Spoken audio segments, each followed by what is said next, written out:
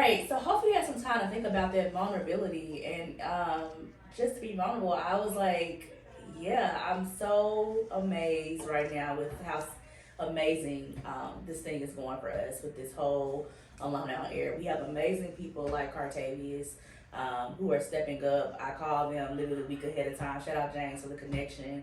And it's like they're showing up. And this was just a thought. Literally, I was sitting in this room and I was like, hey, I want to hear more alumni voices.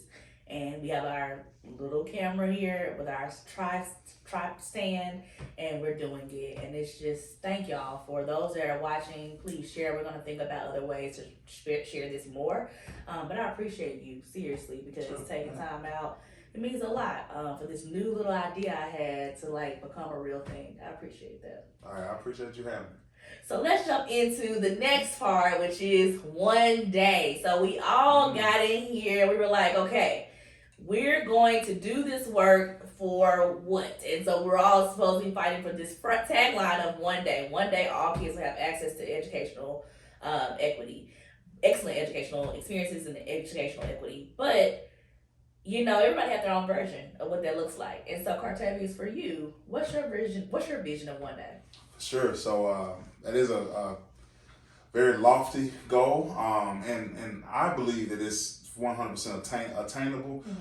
For me, one day all children will, like, despite of their zip code, despite where they are born, will have that access to that. So for me, what that means is like just because you live in a suburb or just because you live in a area that has less tax dollars, it should not determine how or what the quality of your educational experience is. So as far as like what I'm doing right now to try to obtain that, I work in a school that serves kids from every zip code in Memphis, so I'm very proud of that fact.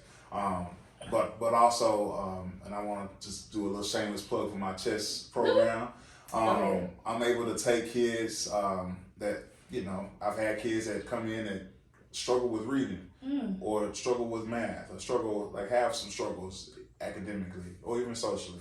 And are able to use the outlet of chess, not only to sharpen their mental abilities, but also have something to strive for as far as like, accomplishing something. So like I just really love the joy, but also like the knowledge and the mental acuteness that the chess brings to the young people. And you do this at Grizzlies Prep? I do this at Grizzlies Prep, yeah. And this is tell me more about Grizzlies Prep and the demographic of the students. Is it co-ed? Is it? For sure. So it is all boys. 6th, 7th, and 8th grade. We serve 350 or so boys. Like I said, from all over the city.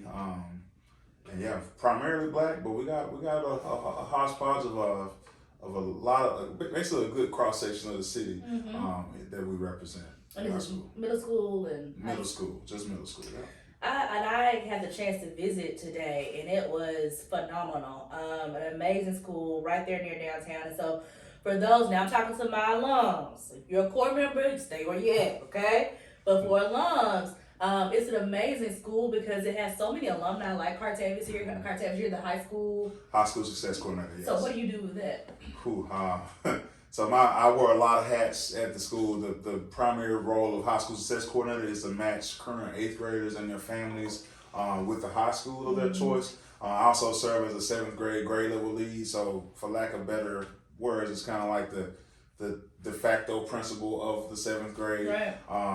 And I do a lot of work with our alum, like not TFA alumni, but the alumni of Grizzlies Prep. Yeah. So like when they matriculate to high school, I kind of follow them around, see how they're doing, see what we can do to make their experience as high schoolers better, and also gather that data to share not only with the families on what kids' high school experiences are like, but also with the current staff of Grizzlies Prep to see like, hey, this is what we did as well. This is what we could do to improve our current student experience so they can be successful in high school. And that's an amazing position that, I wouldn't have known to exist. I was 7th grade level chair as well. And so, yes, it is I can't believe you're doing all that and that. I could not handle all of that. But I think that, like, this is what when I think about alumnihood, that school, the leader of the school is Tim Ware, who is an alum, 2006 alum.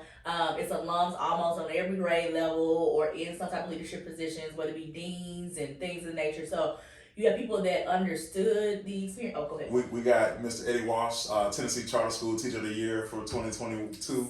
See? Shout out to Eddie. Okay, so that's what I'm saying, y'all.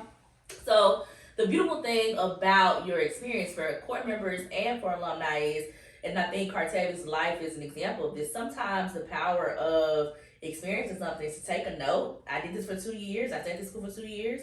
I'm still committed to education, but I might go to another school until I find my actual fit that fits with me. And that's totally okay.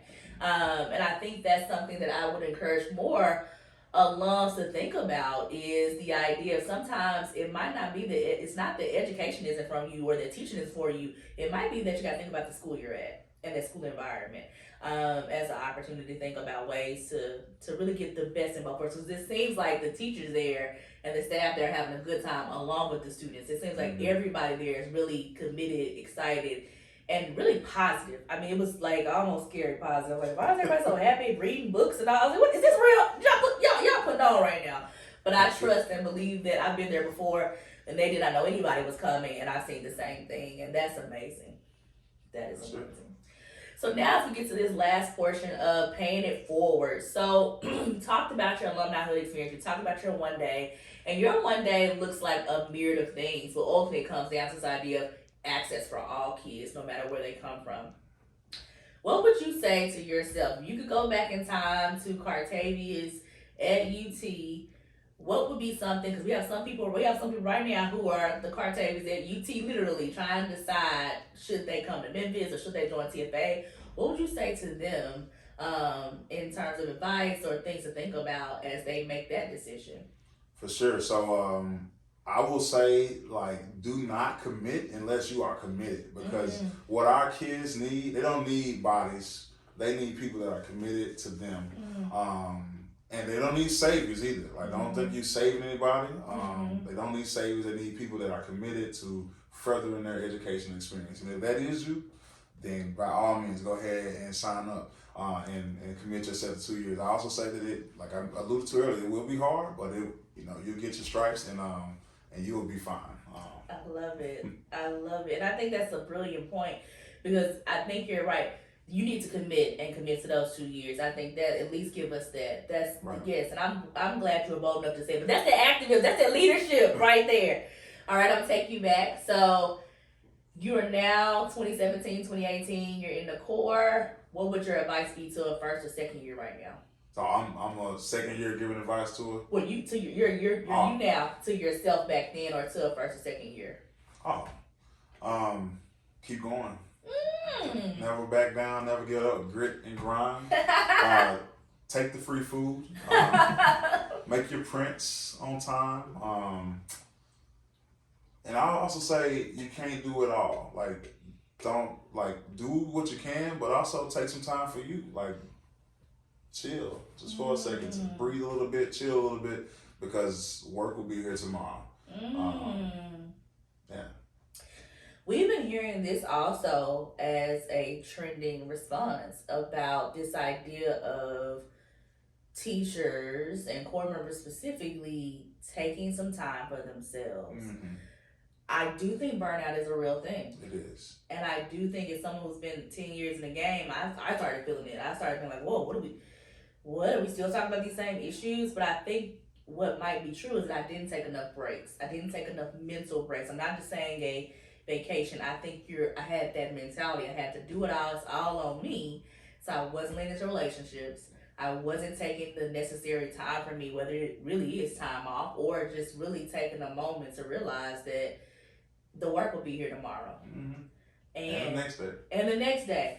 I remember I was like, my little boyfriend back in the day, poor him, because I would be on he would drive me to different, date night was him driving me places, I could grade papers, get out, have the date, come back, I'd be grading papers on the way back home. And now I would not do something like that. Right. But back then, that's what I thought I had to do to be this excellent teacher, and that's not at all it. That's not it at all. That was great. All right, so now to alumni. What would you want to say to your fellow alumni right now? What's advice and encouragement would you give to fellow alums? So obviously a lot of alumni in a lot of different places. If you're an alumni that's still in the classroom, great. Like keep doing what's right for you. If you're someone that is either it's like not in the classroom but still education adjacent, great, keep doing what you're doing. But if you left the classroom, you left the school setting altogether, I would just challenge you to find a way to help make the vision of one day, or whatever your vision of one day our children will come true, whether that be to volunteer as a mentor for some of the kids, or just to be there for the kids, because like the saying that it takes a village is true, and as core members or alum, it is kind of our duty to make sure that we are being a light for the kids, because they are our future. They are our future, and it's gonna take all of us. I love that it's the village. 100% it comes back, and that's the way. And that is kind of summing up your whole point this up today of this idea of village. That takes vulnerability, that takes leadership, that takes the ability to take time and build with people. So that I think is something we need to think about. And as we close out, is there any mission or thing that you want us to think about? Any action, any activism you would like to encourage us to take, no matter what year we are or where we are in our life, to push us to be better or push the world to be better? I would just say speak up. If you see something wrong, to speak up, whatever that might be out in the world. And also, if there are any political savvy people out there, there's never a bad time to run. Like, run for office, man. Like, we need more people that have the interests of children and the future of our planet at the forefront of their mind. I did not pay him to say that, but that is perfect. And I'm going to say it, but I'm going to shamelessly plug. We have a civic leadership fellowship that is opening up, kicking off in January. It's going to have people like Cartavius. I'm going to ask Cartavius to come and speak to talk about the political aspect of how to run for office and talk about this experience of being a civic-minded leader and get yourself mentally prepared for that. So Cartavius is right on the money. Please, at the end of the day, it's an amazing opportunity to do something great and have a larger impact, especially with given the idea of like we all have the tools, listening to people, working with people, and being able to put in the work to learn. I think that's really what it takes to be a leader. And that's what I see with Cartavius all the time, and other civic leaders. So I'm so excited that this is our 4th installment. We have so many more coming. Again, we always welcome your feedback. If you would like to be on Alumni on Air, please reach out to James Larkin at teachforamerica.org or Jamisha Hayes at teachforamerica.org. And we would love to have you. And I can't wait to February because I think we're going to see Cartavius again in a different way. All right, y'all. See y'all later and goodbye.